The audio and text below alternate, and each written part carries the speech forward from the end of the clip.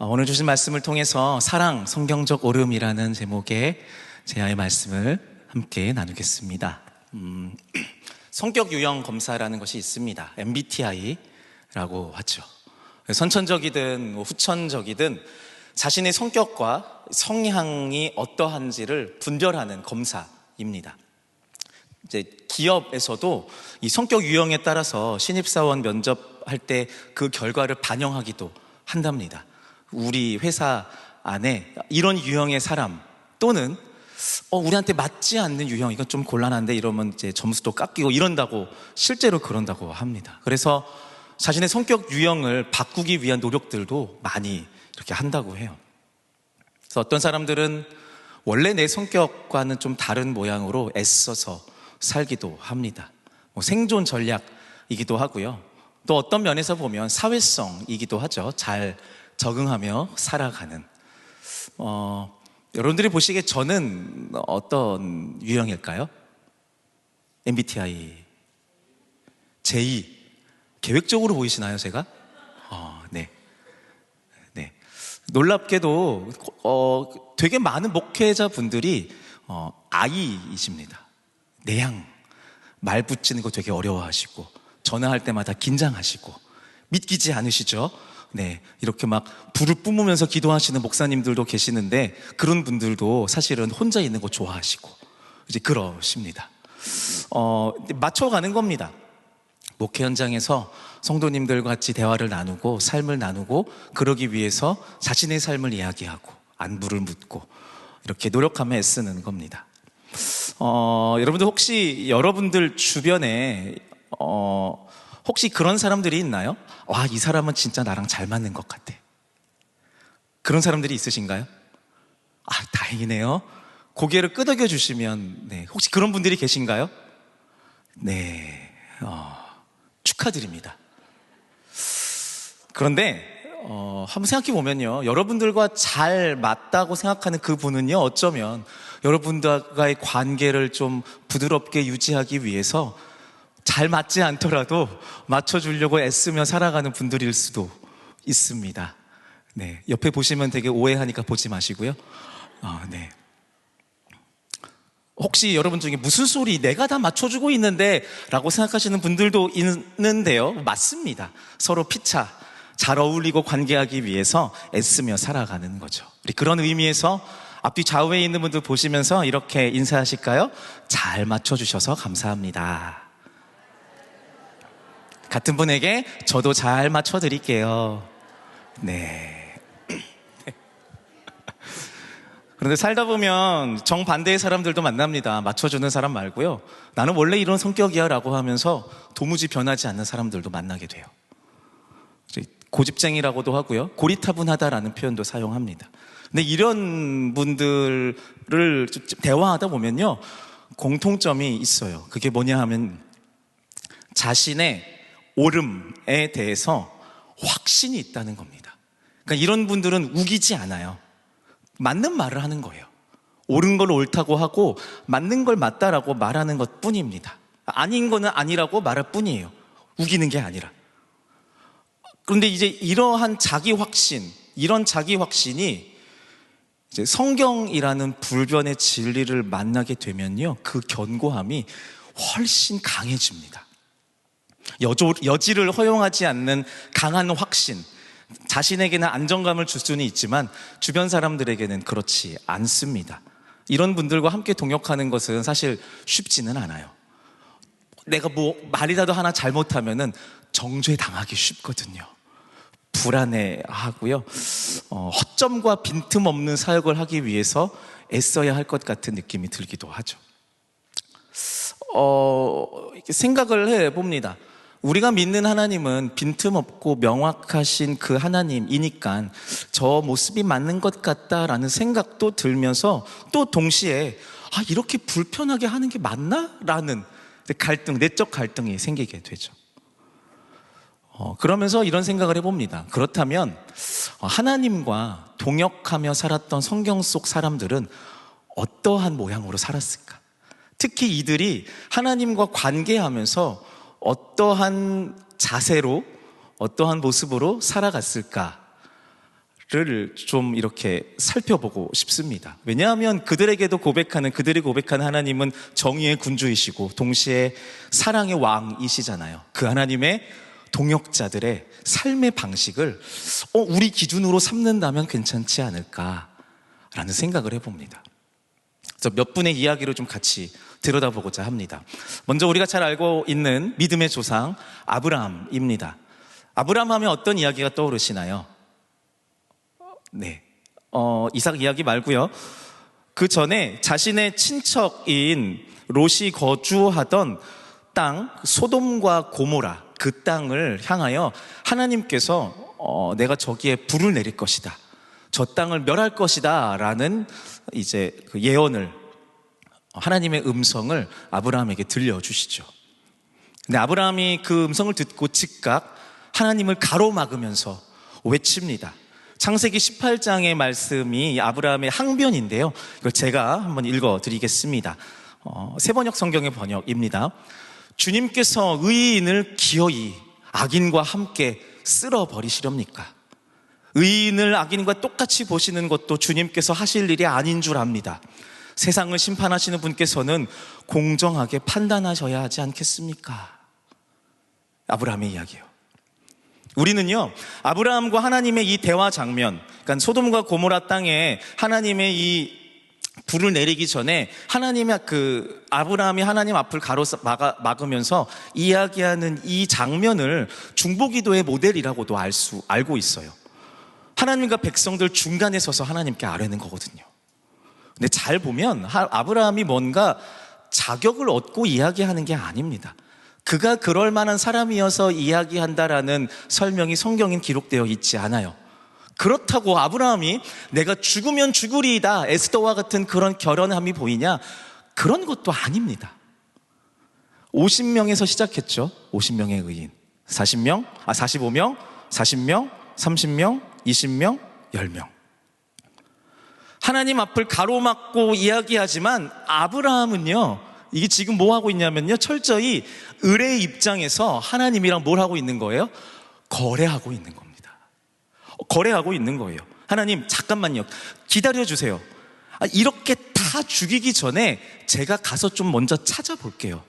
같이 죽이시면 안 되잖아요. 조금만 기다려보세요. 지금 아브라함은 하나님한테 이 이야기를 건네고 있는 거예요.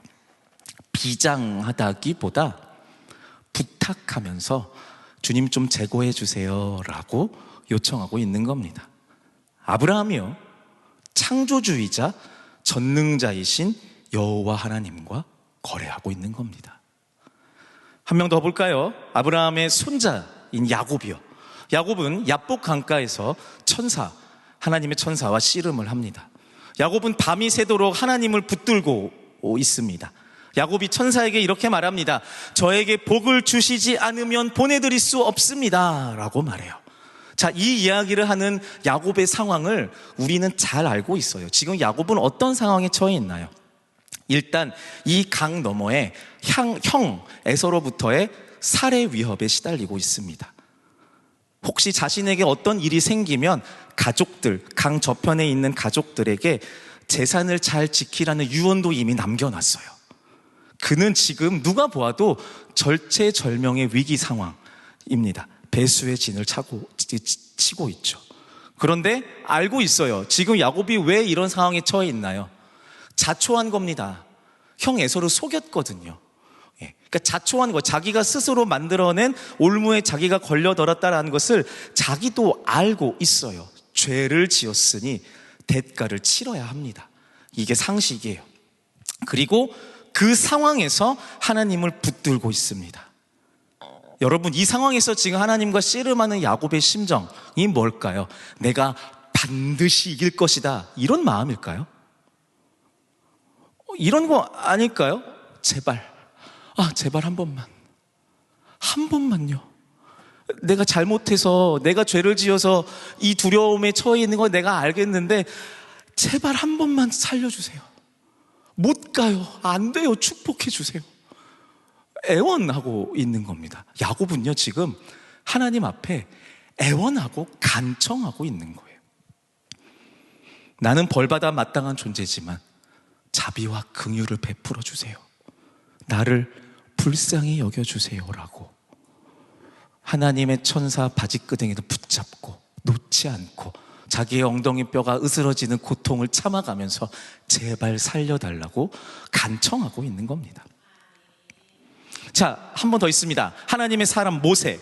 모세는요 200만 명의 이스라엘 사람들이 이끌고 가나안을 향해 지금 광야를 걸어가고 있습니다.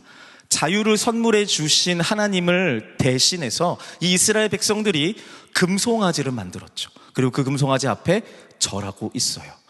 그런 이스라엘 민족을 보면서 하나님은 분노하십니다. 내가 저들을 다 쓸어버릴 것이다. 모세, 네가 있으니 너를 통해서 내가 다시 시작할 거야. 쟤네들 금송아지 만들어서 절하는 꼴을 봐라. 내가 쟤네들을 데리고 어떻게 가나안을 가니? 라고 하면서 막 분노를 쏟아내십니다. 그런 하나님을 향해서 모세가 대답합니다. 출애굽기 32장 13절의 말씀인데요, 우리 화면을 보고 같이 읽어보도록 하겠습니다. 시작. 주님의 종 아브라함과 이삭과 이스라엘을 기억하여 주십시오. 주님께서 그들에게 맹세하시며 이르시기를 내가 너희의 자손을 하늘의 별처럼 많게 하고 내가 약속한 이 모든 땅을 너희 자손에게 주어서 영원한 유산으로 삼게 하겠다고 하셨습니다.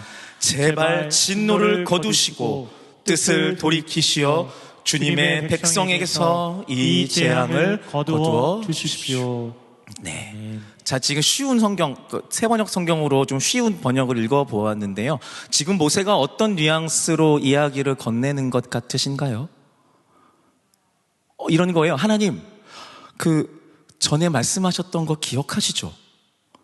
아니, 그렇게 약속해 놓으셨는데 지금 저들을 다 죽여버리면 이방 나라 사람들이 뭐라고 생각하겠어요? 일단 고정하시고요. 제가 가서 좀 말해볼게요. 제가 가서 따끔하게 혼내줄게요. 조금만 참으세요. 이 좋은 말로 하면 지혜입니다.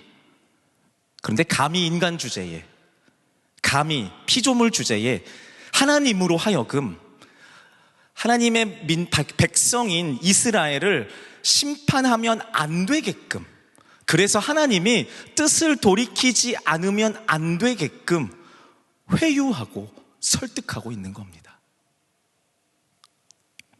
마지막 한 명 더 볼까요? 우리가 잘 알고 있는 요나 선지자입니다.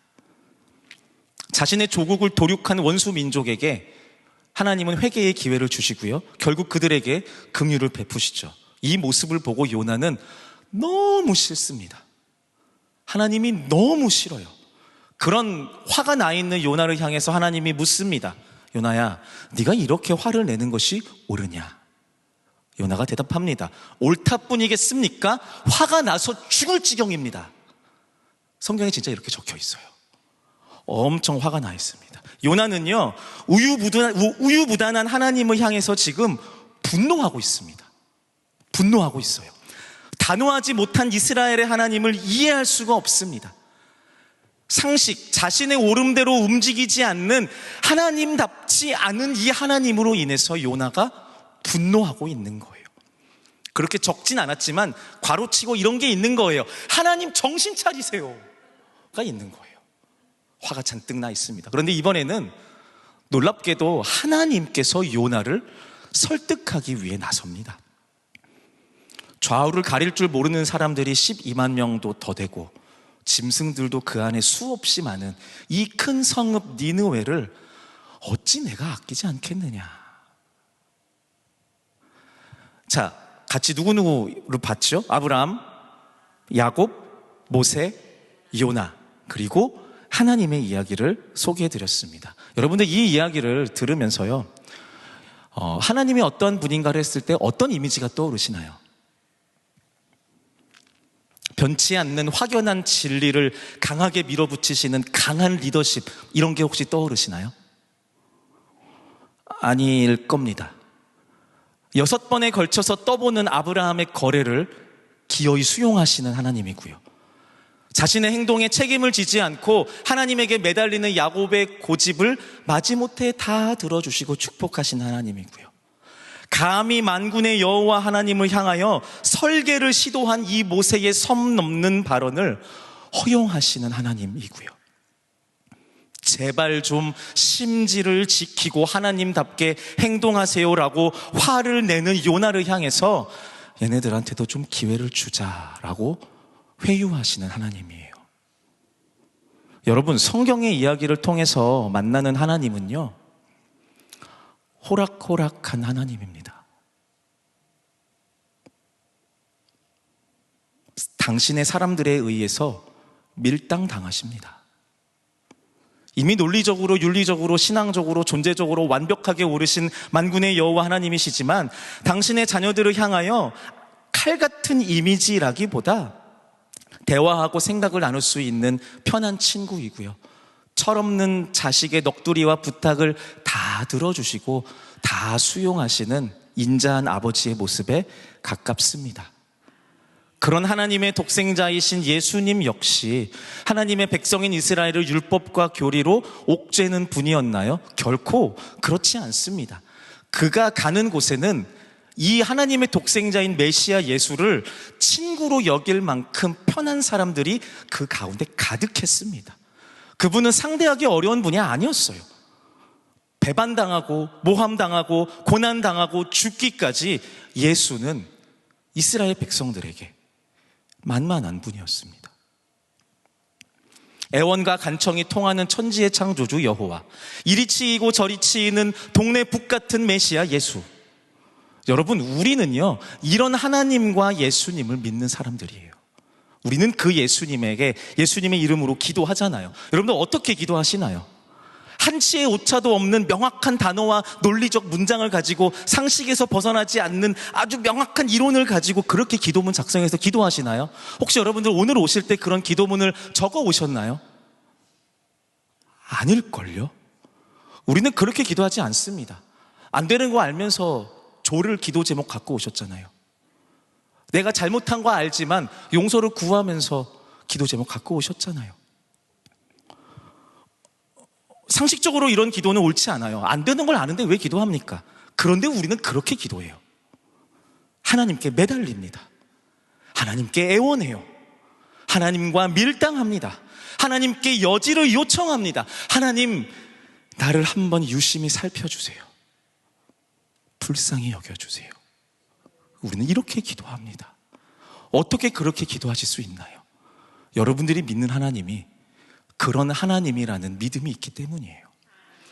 오늘 함께 읽은 이 시편 86편의 저자인 다윗도 같은 심정으로 이렇게 이야기하는 것 같습니다.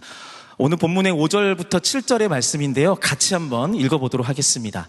주는 선하사 사죄하기를 즐거워하시며 주께 부르짖는 자에게 인자함이 후하심이니이다. 여호와여, 나의 기도에 귀를 기울이시고 내가 간구하는 소리를 들으소서. 나의 환난 날에 내가 주께 부르짖으리니 주께서 내게 응답하시리이다. 다윗의 기도입니다. 다윗은요 지금 선하신 하나님께 기대어 기도합니다. 선악간에 판단하시는 재판장이신 여호와 하나님이 아니라 죄를 사해 주시기를 즐거워하신 하나님께 간구합니다. 내 죄를 내가 알렸다라고 하며 매섭게 몰아치실 하나님이 아니라 늘 자신에게 자비로 응답하실 하나님의 성실하심을 기대하여 주님께 부르짖습니다. 우린 잘 알고 있습니다. 다윗은요 완전 무결한 사람이 아니었습니다. 하나님의 마음에 합한 그 다윗은 하나님 앞에 죄에서 완전히 떠났던 완벽한 사람이 아니었습니다. 다윗의 기도는 늘 하나님 앞에 토로하고 간청하고 마음껏 즐거워하면서 또 가끔은 원망도 하는 그런 기도였습니다. 다윗은 하나님을 그렇게 인식하는 예배자였어요. 다윗은 온 매몸새와 마음 정도는 완벽하게 해야지 대할 수 있는 하나님이 아니라 내가 언제든 이름을 불러 간청하고 매달리고 때로는 투정 부리는 하나님을 예배하는 사람이었던 것입니다. 여러분, 종교로서의 기독교 말고요, 성경을 통해서 우리가 만나는 기독교는요 세상의 기준을 능가하는 윤리적 완벽함을 추구하지 않습니다. 성경이 우리에게 요청하는 완전함은요 불의와 악함과 연약함을 끌어안는 완전함입니다. 우리가 믿는 예수님의 사역에서 우리가 고백하듯이요. 그래서 하나님의 이 비현실적인 끌어안음, 하나님의 용납과 허용, 먼저 사랑하는 사랑, 이것을 가리켜서 하나님은 오름이라고 말씀하십니다. 이것이 성경적 오름입니다. 이제 우리가 함께 기도할 건데요. 우리가 한번 생각해 보면 좋겠습니다. 여러분들이 생각하는 하나님은 어떤 분이신가요? 아니, 하나님을 어떻게 인식하고 싶으신가요? 내가 뭔가 잘못했을 때 나에게 칼끝을 들이대면서 정신 안 차려? 라고 하시는 하나님이신가요? 아니면 내가 어떠한 모습이든 나를 찾아오셔서 사랑하는 내 아들 내 딸아, 그럼에도 불구하고 내가 너를 사랑한다. 나는 너에게서 완벽한 오름을 요청하지 않는다. 내 사랑 안에 거하라. 내 사랑을 잊지 말아라. 우리가 이 마음으로 그 하나님의 사랑을 인정하고 받아들이고 찬양하고 노래하기를 원합니다.